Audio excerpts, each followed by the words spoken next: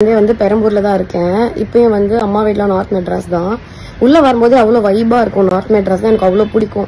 But இன்னைக்கு உள்ள நுழையும் போது வந்து அவ்வளவு ஹாண்டிங்கா அவ்வளவு ஸ்கேரியா இருக்கு நம்ம ஊரை பாக்குறதுக்கு. ஏன்னா நேத்து நைட்டு நம்ம ஆம்ஸ்ட்ராங் சாரோட நியூஸ் கேட்டதுல இருந்து இன்னைக்கு காலையில விடிஞ்ச உடனே சென்னையை பார்க்கவே வந்து அவ்வளவு ஸ்கேரியா இருக்கு.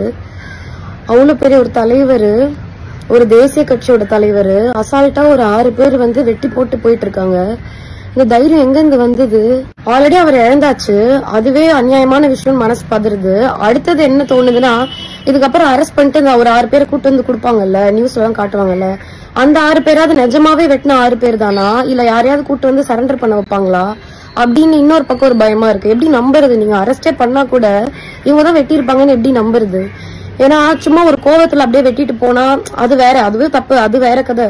பட் இவ்வளவு கோல்டு மர்டரு, இவ்வளவு பிளான் பண்ணி பெரிய ஆட்கள் இல்லாம அவ்வளவு பெரிய கேஷ் கொடுக்காம இவ்வளவு ஒரு தைரியம் யாருக்குமே வராது. இது கண்டிப்பா நியூஸ்ல வரும். இது பெரிய விஷயம் ஆகும்னா வெட்டுறவங்களுக்கு கண்டிப்பா தெரியும்.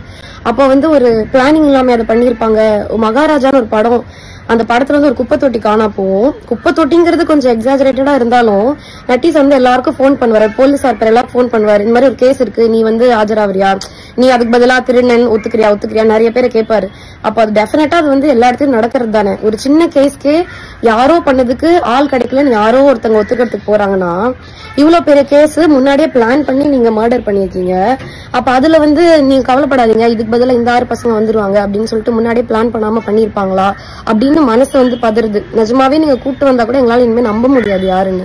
அவர் ஒரு ஆணு, ஒருத்தரை தள்ளுறதுக்காவது ஒரு ஸ்ட்ரென்த் இருக்கக்கூடிய ஒருத்தங்க கேர்ள்ஸ் கம்பேர் பண்ணா பசங்க கொஞ்சம், அது ஒரு கட்சியில இருக்காரு, கொஞ்சம் ஆளுங்க அந்த இடத்துல இருந்திருப்பாங்க. அவங்களுக்கே இந்த நிலைமைனா, ஒரு சாதாரண வீட்டுல இருக்கவங்க, ஒரு சிங்கிள் பேரண்டா இருக்கவங்க, குழந்தைங்களை வச்சுட்டு இருக்கவங்க, வெறும் வயசானவங்க மட்டும் இருக்க வீடு, இப்போ அவங்க எல்லாம் எப்படி வந்து வாழுவாங்க? இவங்களுக்கு இந்த நிலைமைனா நாங்கெல்லாம் எப்படி நிம்மதியா வீட்டுல வந்து வாழ்றது? நார்மல் பீப்புள்லாம் இப்போ ஒரு ஸ்விக்கி இருக்கு அப்படின்னா அவங்க அந்த யூனிஃபார்ம் ஏன் போடுறாங்கன்னா நம்மளோட நம்பிக்கைக்காக தான். ஓகே, இவங்க வெளியாள் கிடையாது, இவங்க இதுலதான் ஒர்க் பண்றாங்கன்றதுதான் ஸ்விக்கியோ ஜொமேட்டோவோ ஏதோ ஒரு டெலிவரி ஆப் வந்து ஒரு யூனிஃபார்ம் போட்டு வராங்க. அந்த யூனிஃபார்ம் போட்டு 6 பேர் சேர்ந்து ஒருத்தர் இந்த பக்கம் 3 பேர் அந்த பக்கம் பிடிச்சிட்டு ஒருத்தர் வெட்டுறான்னா அப்ப எப்படி நம்பி நம்ம வந்து டெலிவரி வாங்குறது? எந்த ஒரு பொருளுமே வீட்டுல சின்னதா யாராவது பைக்ல போகும்போது இப்படி உரசிக்கிட்டே ரோட்ல விழுந்துட்டாங்கனாலே அப்படியே ஒரு மாதிரி அடி வயிறுல ஒரு மாதிரி கலங்குற மாதிரி இருக்கும். ஐயோ இப்படி தேய்ச்சிருக்காங்களே ஐயோ அப்படின்னு ஓடி போகணும்னு தோணும். ஒரு 6 பேர் சேர்ந்து 2 கையும் டைட்டா புடிச்சிட்டு வெட்டுறாங்கன்னா அந்த மொமெண்ட் அவர் எவ்வளவு பயந்துருப்பாரு, கூட இருக்கவங்க அவர் எவ்வளவு ஸ்கேரியா ஃபீல் பண்ணிருப்பாங்க, அவர் எவ்வளவு துடிச்சு செத்து போயிருப்பாரு. அவ்வளவு பயமா இருக்கு.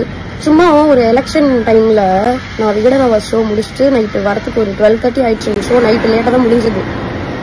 ஆட்டோல வந்துட்டு இருக்கேன், இந்த பக்கம் தேடுறாங்க, அப்படி தேடுறாங்க, பேக் நோன்றாங்க, காசு இருக்கான்னு பாக்குறதுக்கு.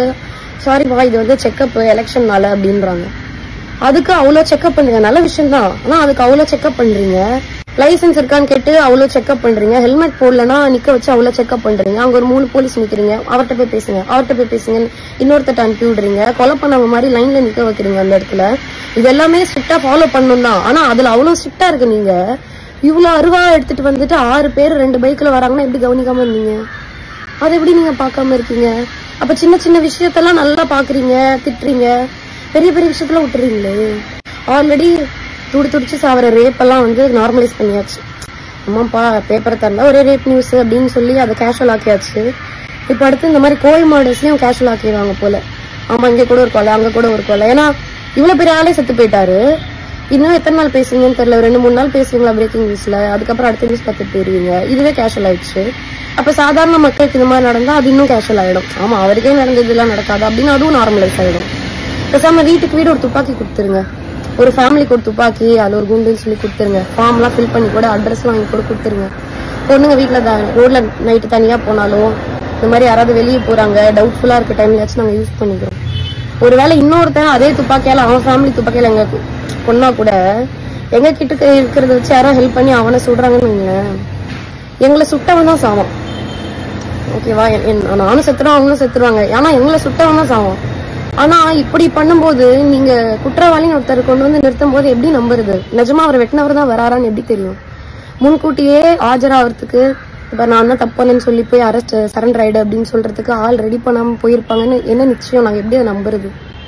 நீங்க கூட்டு வந்தா கூட இனிமே ஒருத்தரை நாங்க எப்படி நம்புறது? அந்த கொலையாளிகளை ரொம்ப பயமா இருக்கு ஆக்சுவலி. இந்த காசை வாங்கிட்டு கூலிப்படியா வேலை செஞ்சு மற்றவங்களை கொலை பண்ணி அதுல ஒரு காசு சம்பாரிச்சு 1 லட்சமா இருக்கட்டும் 10 லட்சமா இருக்கட்டும் எவ்வளவு வேணா இருக்கட்டுமே, அதுல சமைச்சு சாப்பிடும்போது எப்படி உங்க தொண்டைக்குழியில சாப்பாடு போகுதுன்னு எனக்கு தெரியல. நீங்க நைட் எப்படி நிம்மதியா தூங்குவீங்கன்னு எனக்கு தெரியல.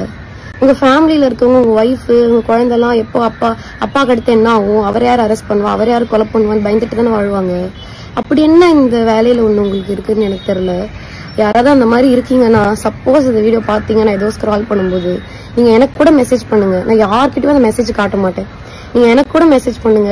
நான் என்னால முடிஞ்ச அளவுக்கு எங்கேயாவது உங்களுக்கு வேலை வாங்கி கொடுக்குறேன். மீடியால அன்ஸ்கில்டு லேபர்ஸ் நிறைய பேர் இருக்காங்க. படிப்பெல்லாம் தேவையே கிடையாது. அதுக்கு ஒரு நாளைக்கு 1000 to 1500 வரும். மாசம் ஃபுல்லா நீங்க உழைக்க ரெடினா உங்களுக்கு வந்து ஈஸியா 25 to 30,000 ஈஸியா உங்களால வாங்க முடியும். அதுல ஒய்ஃப் குழந்தை நல்லா வச்சுக்கலாம், அதுல உழைச்சு சாப்பிடலாம், சாப்பாடு நல்லா ஒட்டும், உடம்புல நிம்மதியா தூக்கம் வரும் படுத்தா. ஒரு நல்ல லைஃப். ஒரு 25,000 போதாதா அவங்க கஷ்டத்துல வாழ? அப்படி இன்னொருத்தர் கொலை பண்ணி அப்படி சம்பாரிச்சு என்ன பண்ண போறீங்க?